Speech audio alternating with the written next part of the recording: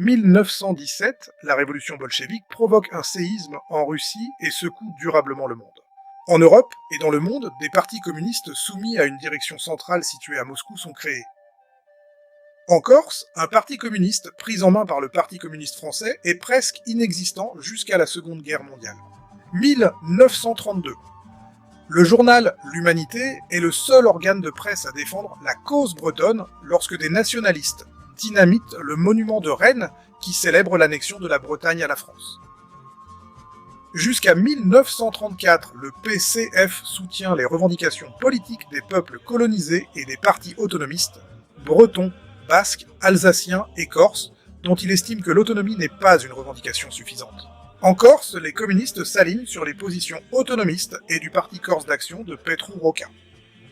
Charles Pietri, responsable du PCF, s'adressera en ces termes à Petru Rocca. « Je suis autonomiste autant que vous, mon cher Rocca. » 1936. En France, les élections législatives portent le Front populaire au pouvoir, mais en Corse, les communistes n'obtiennent que 662 voix sur les 49 237 suffrages exprimés. En Corse, les lois douanières de 1818 à 1912 imposées par la France ont détruit l'économie de l'île. La révolution industrielle n'a donc pas pu y développer ses effets sociétaux, il n'existe plus d'usines, il y a peu d'ouvriers, pas d'électorat pour un parti communiste presque inconnu dans l'île et qui ne compte que quelques dizaines de militants. Mais la roue va tourner. 1941, l'Allemagne nazie envahit la Russie. Aux yeux de l'opinion, le communisme passe pour un parti de résistants, tandis qu'avant cette date, les communistes étaient des pestiférés.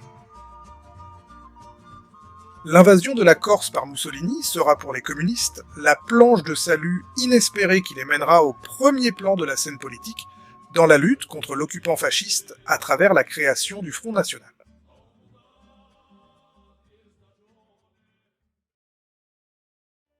« 10 juin 1940, l'Italie fasciste de Mussolini déclare la guerre à la France qui sera écrasée et occupée par l'Allemagne nazie. Mussolini réclame le rattachement de la Corse à l'Italie.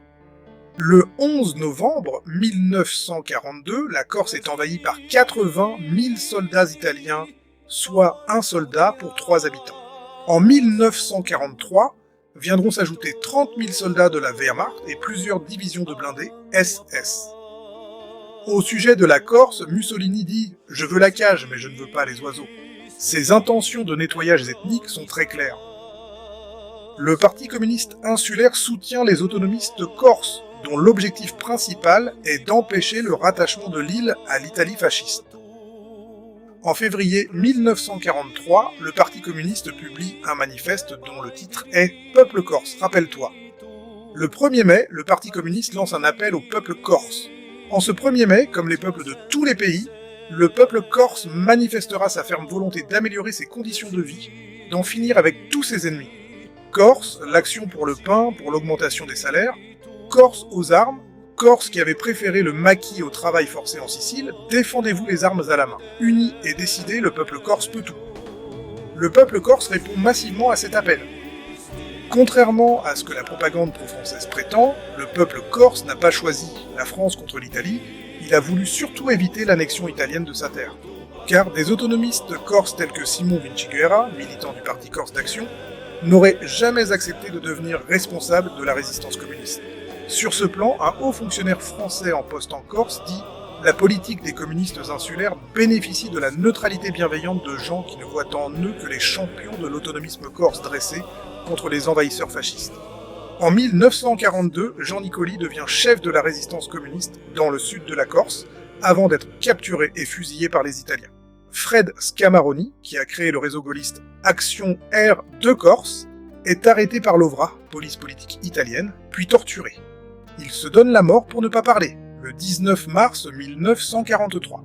Le 8 septembre 1943, Pietro Badoglio confirme, au nom du gouvernement italien, l'armistice signé avec les Anglo-Américains le 3 septembre. C'est le signal attendu par le peuple corse qui lance, le 9 septembre, l'insurrection générale. Le lundi 4 octobre 1943, à la face du monde, le peuple corse s'est libéré par lui-même de l'occupation italienne et allemande. Cependant, les Corses ne s'étaient pas totalement affranchis de l'ingérence étrangère. Le colonialisme français allait faire son retour dans l'île. En effet, le 5 octobre 1943, le général de Gaulle débarque en Corse. Il fait aussitôt désarmer les patriotes. Avait-il peur que le peuple corse ne retourne ses armes contre la France et qu'il réclame ses droits à l'autodétermination?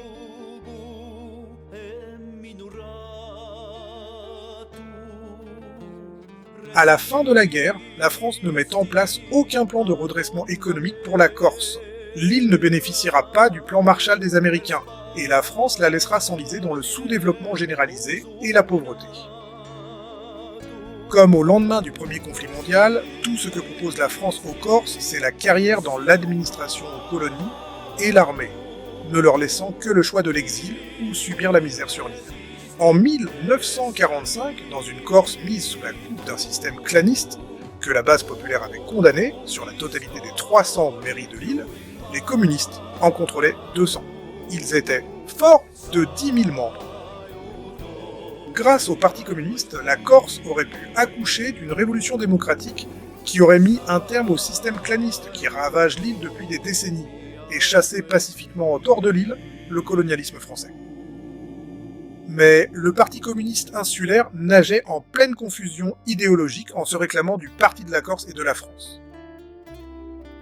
Comment en finir avec le système clanique qui assujettit le peuple corse depuis de nombreuses décennies et maintient l'île dans le sous-développement sans remettre en cause le maître colonial français?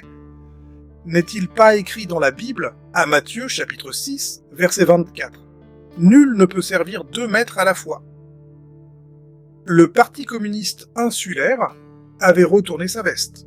De mouvement révolutionnaire à ses débuts, il devenait, en 1945, un parti claniste corse comme tous les autres, au service exclusif de la France coloniale.